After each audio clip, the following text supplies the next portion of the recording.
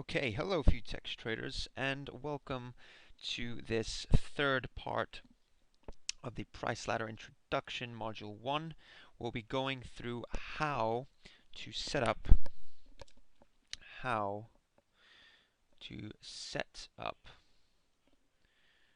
your Price Ladder Workspace.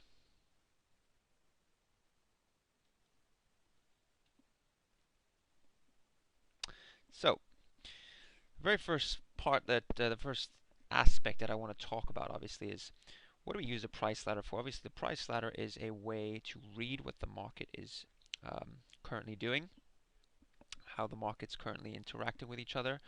So we use the price ladder to digest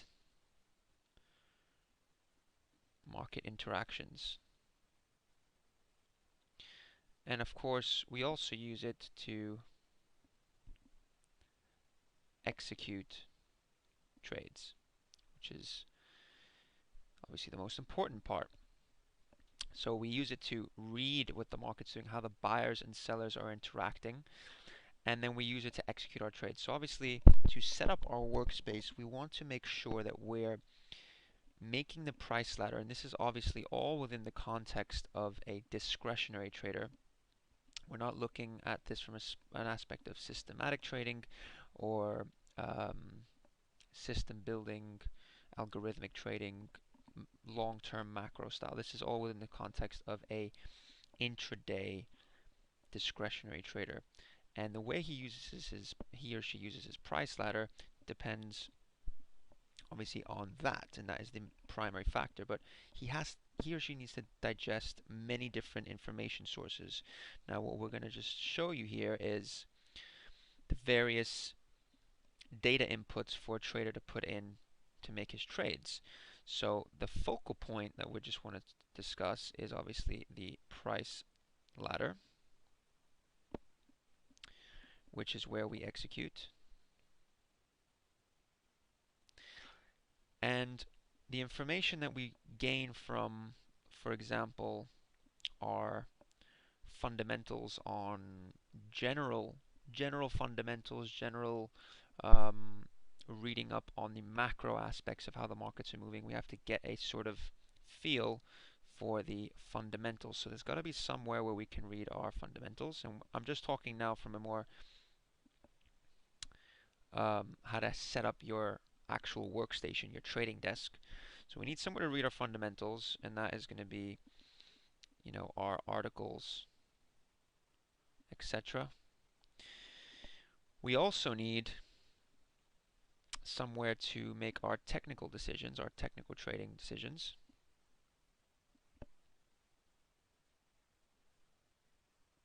So that is going to involve our charts, our candlestick charts, our market profile charts, etc.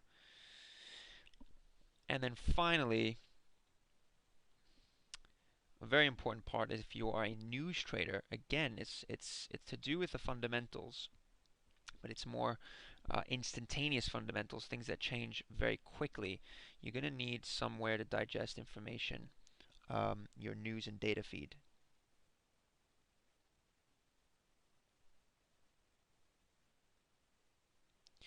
And obviously that is going to be either your Reuters, your Bloomberg terminals. So around the price ladder, you want to obviously the price ladder. The main point I'm trying to make here is your price ladder is going to be your focal point, and it should be the center of your charting space. And then around it, you can set up where you can read your fundamentals, where you can read instantaneous news feeds, anything that's changing in the market. If there's a headline, some sort of geopolitical risk, anything of the sort needs to be very close to your price ladder. And then obviously your technicals. Now, if you'll notice the instantaneous stuff, the stuff that where you actually need to be very quick. If you look at any one of the traders' desks at Futex, ones that trade fundamentals, data or news feed events, they tend to have their news feeds very, very close to the main markets they trade, and I'll just go through that in a second. But first of all, let me just quickly show you how I would theoretically set up, for example, my price ladder, or just general my workstation, where I actually put my screens, or how I would set it up. It really depends. From person to person, it's going to vary. Obviously, depends on what type of trading you're comfortable with, how many screens you need to deploy to trade. Um, but if I just draw something rough for you guys, for example, I've got my price ladder screen central focal point. I've got a screen again. Left is another price ladder screen. Top left screen is charts, newsfeed, charts, internet PC. So if we just go through this, I have my price ladders here.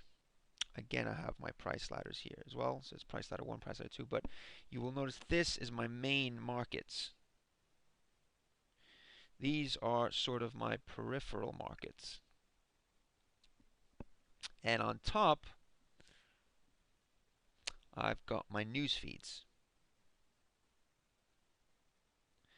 So any information, if a headline, let's say a red Bloomberg headline just pops up in here,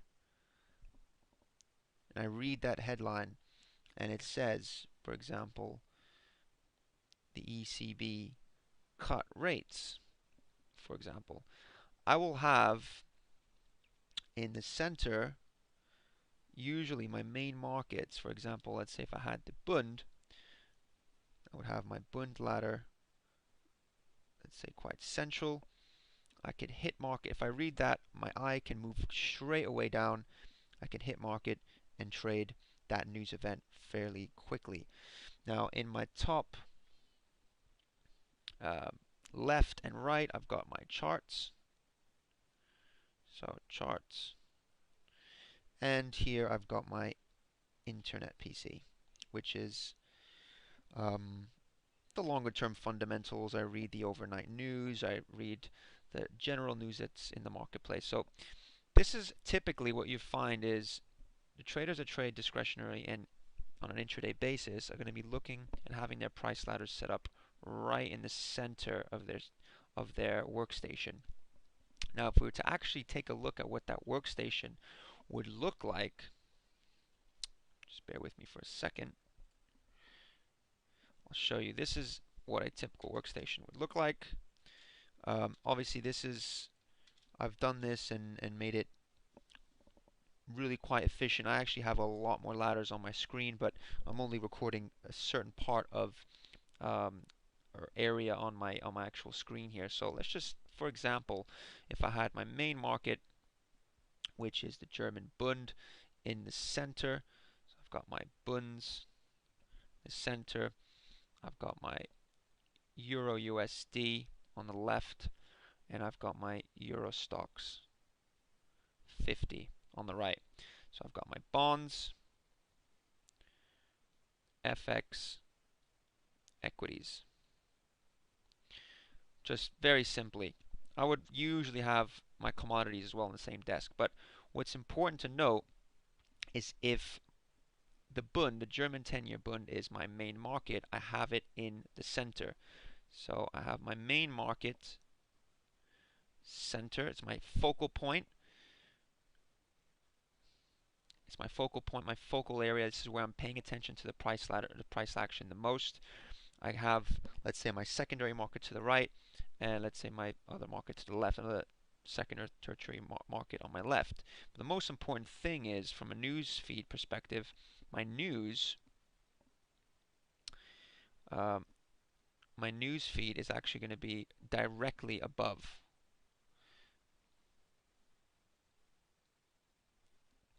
So if my headlines are appearing above, I can read the headlines and then execute straight on the price ladder straight away. And it's something quite small that a lot of the discretionary traders um, keep in mind, and they have that set up, and it's very important to them. But most retail traders wouldn't actually consider this. They wouldn't actually think that far ahead because you're trading on the price ladder, and because you have that advantage of hitting the market straight away. You can see the price you're trading. There's no particular spread, as in spread bets.